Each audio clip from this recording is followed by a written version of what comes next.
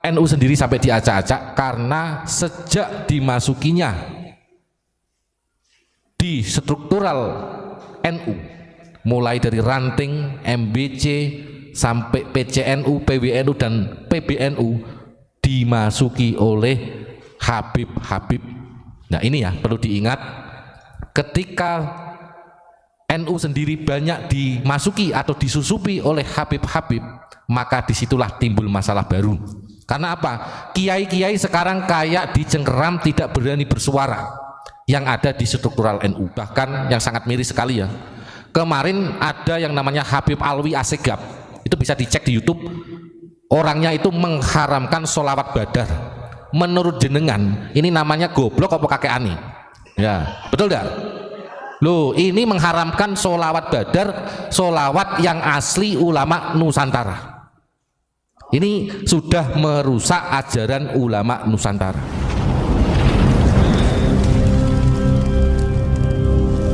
Bismillahirrahmanirrahim. Assalamualaikum warahmatullahi wabarakatuh.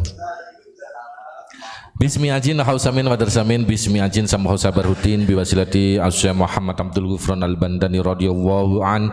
Al-Fatihah. A'udzubillahi minasyaitonir. Bismillahirrahmanirrahim. Iyyaka na'budu wa iyyaka nasta'in. Alhamdulillahirabbil alamin. Malam ini kita tetap semangat ya, karena ini untuk mensiarkan, menyampaikan kebenaran agar masyarakat Indonesia pada saat ini sadar akan bahayanya tipu daya Ba'alawi yang mana kemarin sudah disampaikan di dalam kitab Ihya Ulumuddin jilid ketiga yang sudah dibacakan oleh Ustadz Ubad kemarin. Saya di sini mau menyambung pembahasan kemarin malam. Memang saking banyaknya kalau dikupas tentang Pak Alawi ini terkait isu yang digelontorkan kepada orang-orang yang menyampaikan kebenaran pada saat ini, isunya adalah rasis. Termasuk Ustadz Imron ini mendapatkan komentar dari netizen, disuruh untuk ngaji lagi, termasuk apakah itu enggak rasis, bron gitu. Ini kita menanggapinya dengan senyuman. Karena apa? Kita memahami bahwasanya pada saat ini Indonesia betul-betul diacak-acak, mulai dari NU sendiri diacak-acak. Kenapa NU sendiri sampai diacak-acak? Karena sejak dimasukinya di struktural NU, mulai dari ranting, MBC, sampai PCNU, PWNU, dan PBNU dimasuki oleh Habib-Habib.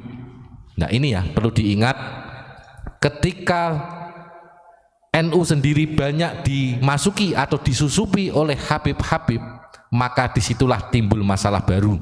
Karena apa? Kiai-kiai sekarang kayak dicengkeram, tidak berani bersuara yang ada di struktural NU. Mulai dari ranting, tapi alhamdulillah justru yang bergerak dan berani menyuarakan kebenaran adalah kiai-kiai kampung atau NU struktural. Harus diingat, NU di sini tidak hanya di struktural yang mendapatkan jabatan di Rois Suriah, Khotib Am atau Akwan atau di Mukhtasar PBNU, tetapi di sini ada NU struktural. Yang mana NU struktural ini menjaga kemurnian ajaran ulama-ulama Nusantara. Contohnya apa?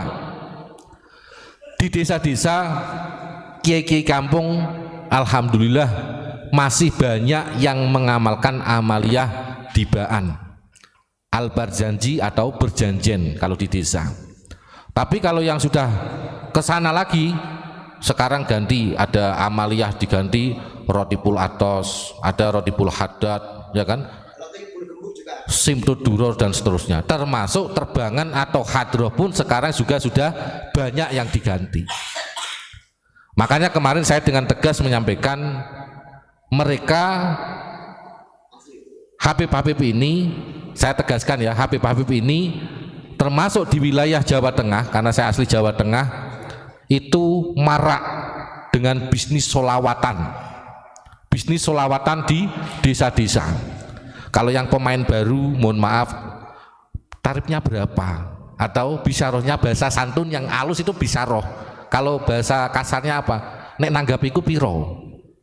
Itu ada yang 15 juta, ada yang 25 juta, bahkan sampai ratusan juta. Ini sangat menyiderai atau merusak ajaran ulama Nusantara. Karena ulama Nusantara dulu tidak ada yang namanya bisnis sholawat.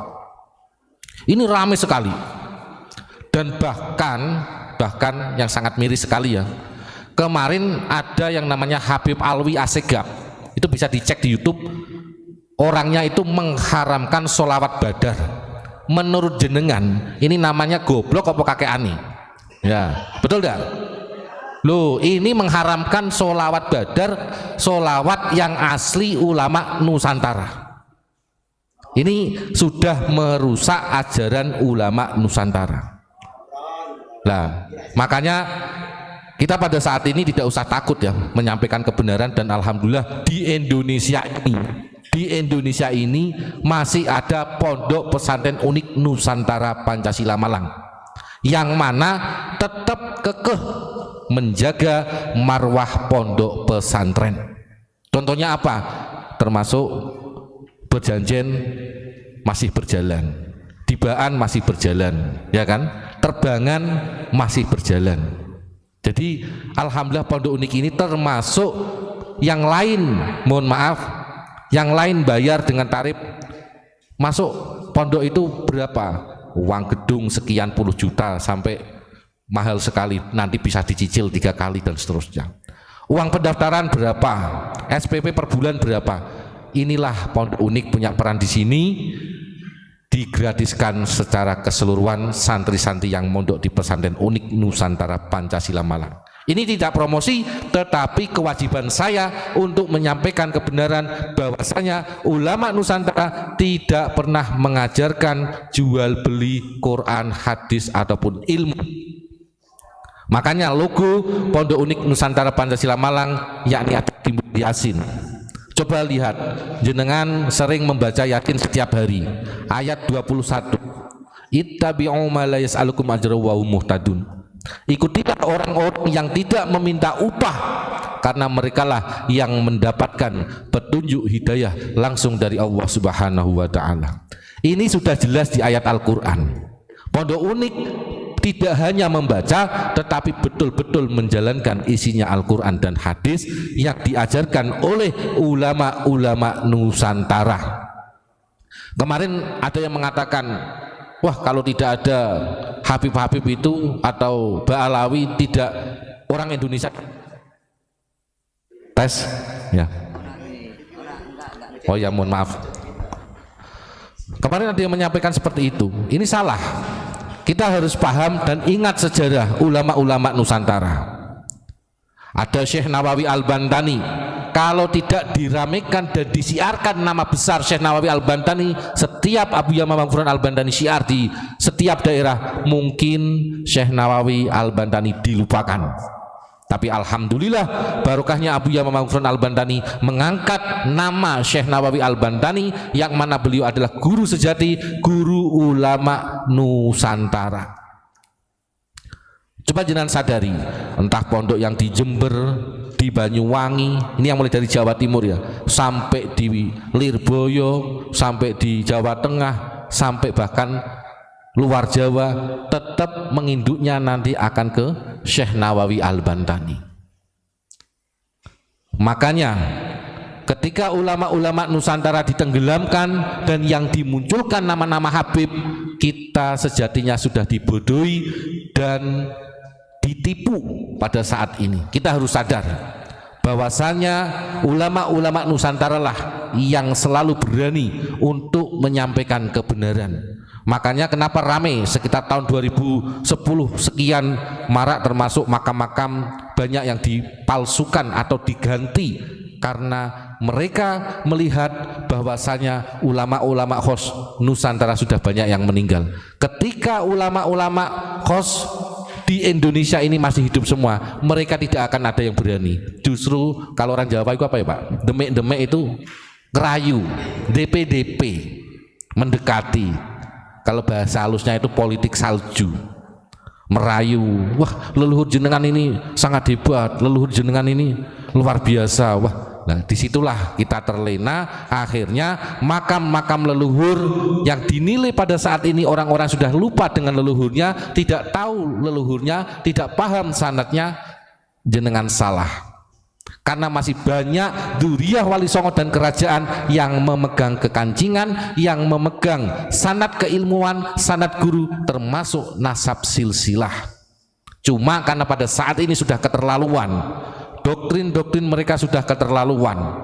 Kalau tidak mencintai habaib kafir. Nah ini kan namanya beleguk pisan ini kalau orang Sunda ini, kurang ajar ini. Kalau kita tidak melawan dan menyuarakan kebenaran, Indonesia jelas dikuasai oleh Ba'alawi. Kita harus berani sekarang, kiai-kiai kampung harus berani bangkit semua, dzurriyyah Wali Songo dan kerajaan, bahwasanya Nusantara mulai dari dahulu disegani dunia. Ini kita harus ingat sejarah kerajaan Demak, sejarah kerajaan Kutai Kertanegara, kerajaan Pajajaran, kerajaan Galuh, kerajaan Majapahit, kerajaan Mataram, dan kerajaan-kerajaan yang ada di Nusantara mulai Sabang sampai Merauke. Ketika mereka menyebarkan isu, wah ini rasis, oh mohon maaf, Indonesia ini sejak dahulu kala sudah memegang namanya Bhinneka Tunggal Ika. Makanya mereka bingung untuk memecah belah Indonesia ini, bingung karena apa? Kok Indonesia tetap rukun damai ya? Begitu banyaknya suku-suku, budaya, bahasa, tetapi kok rukun damai, cinta kasih sayang. Inilah Indonesia Nusantara. Coba lihat negara Yaman pada saat ini, perang ribut wais ini.